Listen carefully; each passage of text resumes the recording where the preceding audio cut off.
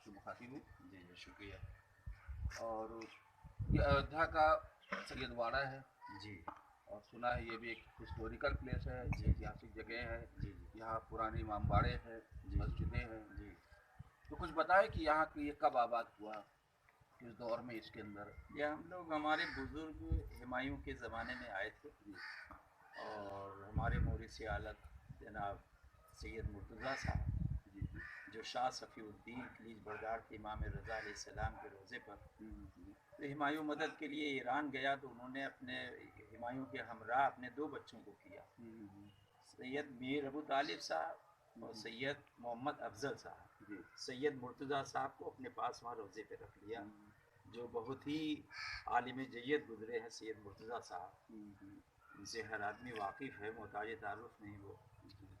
تو یہ لوگ آئے یہاں پہ ہمایوں کے ساتھ, اس کے بعد گھومتے ہوئے جب ہندوستان پہ فتح کر لیا ہمایوں نے, تو گھومتے ہوئے ادھر سے گزر رہا تھا وہ ہمایوں. تو ہمارے جو میر ابو طالب صاحب ہمارے مورث اعلیٰ, ان کو یہ ایریا بہت پسند آیا.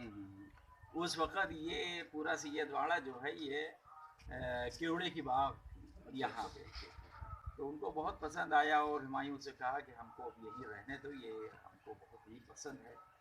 اور وہ یہیں اپنا رہ گئے, اور انہیں سے یہ آج جو محلہ سید واڑہ ہے ماشاء اللہ سے آباد ہے اور سب سرسبز ہے. اچھا, یہاں پہ پرانے قدیمی کون کون سی عمارتیں ہیں؟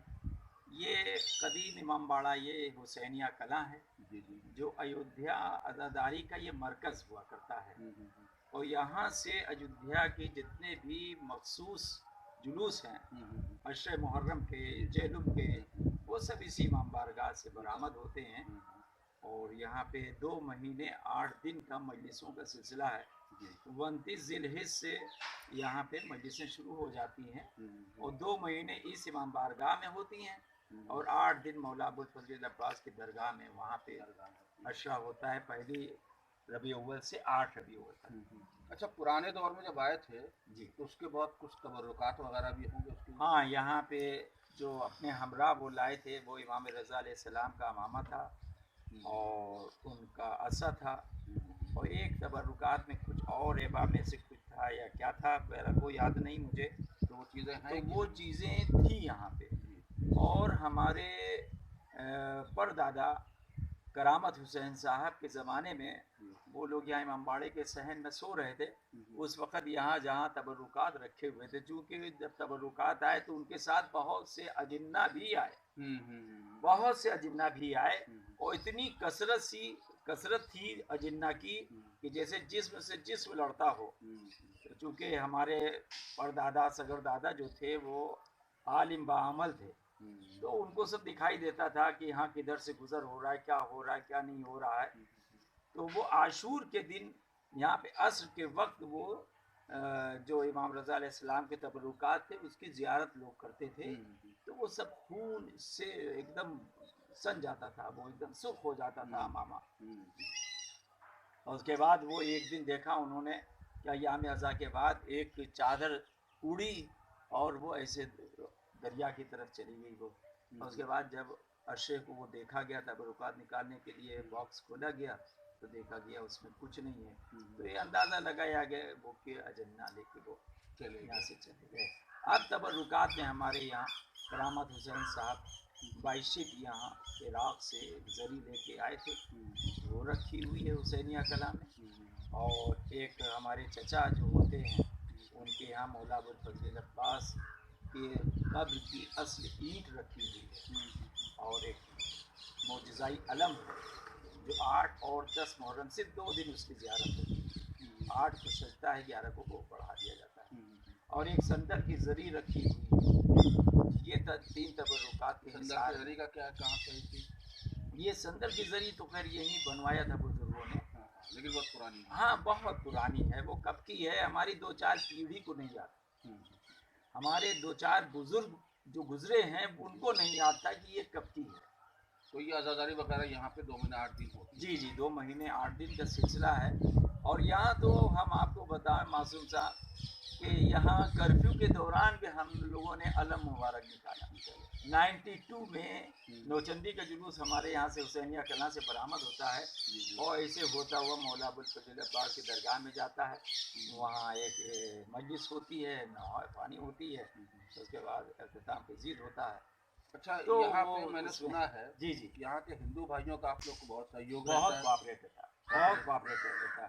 ابھی آپ سمجھیے کہ 3 محرم ہم لوگوں کے لیے اس میں دشہرے میں بیتے ہوئے ہیں, مگر جیسے ہی ہمارے جلوس روڈ پر جاتے ہیں یہ سب اپنی آرتیاں وغیرہ یا جو بینڈ باجے بجا کرتے ہیں یہ اور جو لاؤڈ اسپیکر وغیرہ ہیں یہ سب خاموش کرا دیتے ہیں, اور جو علم کے گزرنے کا راستہ ہے اس کو اتنی ہائٹ پہ لے جاتے ہیں, یا تو اس کو اوپن کر دیں گے یا تو اتنی ہائٹ پر لے جائیں گے کہ علم کو سجدہ نہ کرنا, مطلب سرنگو نہ ہونے پائے.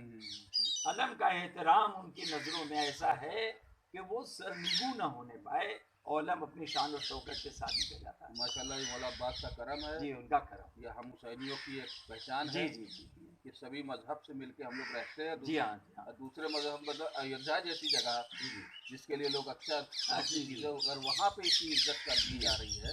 ارے صاحب حتیٰ کہ یہاں کے ہمارا جو عرصے کا جلوس جاتا ہے یہاں گولا گھاٹ پہ وہ نظر عام کیا جاتا ہے. دستور یہ ہے تو وہاں گولا گھاٹ کا جو مہنت ہے وہ پرانے ان کے یہاں بائلاز میں لکھا ہوا ہے, بائلاز میں لکھا ہوا ہے کہ یہاں جب سارے تعزیے آئیں اس کے پہلے جو موجودہ مہنت ہوگا وہ اپنے مکھ دوار پر کھڑا ہوگا اور تازیوں کا سواگت کرے گا, ان کا درشن کرے گا اور ان کے لنگر کا اور ان کے ناؤ کا انتظام کرے گا جب تک کہ سارے تازیے جل پرواہت نہ ہو جائیں وہ مہنت اپنی جگہ سے نہیں ہٹے گا.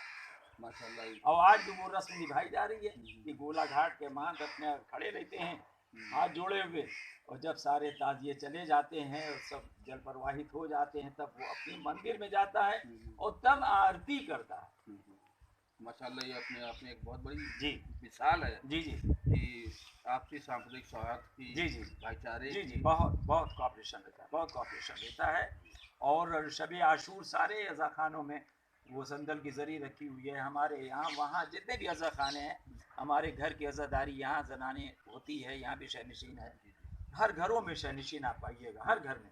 باہر کی عزاداری الگ ہے اور گھر کی عزاداری الگ ہے. ہر گھر میں باقاعدہ پورے عزا خانے سجتے ہیں. جی جی بہت بہت آپ کا شکریہ کہ آپ نے اتنا وقت دیا اور بہت اچھی چیزیں بتائی, اور ہم چاہیں گے ان تبرکات کی بھی زیارت جی ہاں کریں. جی ہاں جی ہاں بہت بہت شکریہ آپ جی کا. وسیم صاحب یہ جو امام باڑہ دکھ رہا ہے جی جی یہ کس جگہ پر بنا ہوا ہے, یہ کون سے گھاٹ ہے؟ یہ لبے دریا ہے, گولا گھاٹ سے متصل ہے اور بہت ہی پرانا یہ گھاٹ ہے اور قدیم امام باڑہ ہے. ایک دم لبے دریا آپ کو دکھائی دے رہا ہے, سریو ندی بہ رہی ہیں اور یہ ہم لوگوں کے تعزیے بھی اسی گھاٹ کے اوپر جاتے ہیں جہاں لوگ اسنان کر رہے ہیں, وہ جہاں اسنان کر رہے ہیں. یہ کون سا گھاٹ ہے؟ یہ گولا گھاٹ ہے, اسی سے متصل یہ ہمارا مسلم گھاٹ ہے. یہ باقاعدہ اس کی رجسٹری ہم لوگوں کی ہے, ہم لوگ چاہیں تو یہ کنسٹرکشن نہیں ہو سکتا اس کے اوپر. ہمارے پہلے زمانے کے میں یہاں ہمارے مردے نہلائے جاتے تھے اور وہاں سے غسل دے کے تب ہم لوگ قبرستان کو غسل دیا جاتا تھا. جی. اور یہ جگہ پہ کہاں مسجد کا یہ مسجد ہے, قناتی مسجد ہے یہ, اور یہ دریا کی لہروں سے چونکہ پہلے یہ بہت آگے ٹکرایا کرتی تھی اس کی لہریں امام باڑے سے, اور یہ حوض ہے آپ کو دکھائی دے رہا ہے. یہ وضو وغیرہ دادا وغیرہ یہاں کرتے تھے, یہاں پہ نماز ادا کرتے تھے وہ مغربین کی.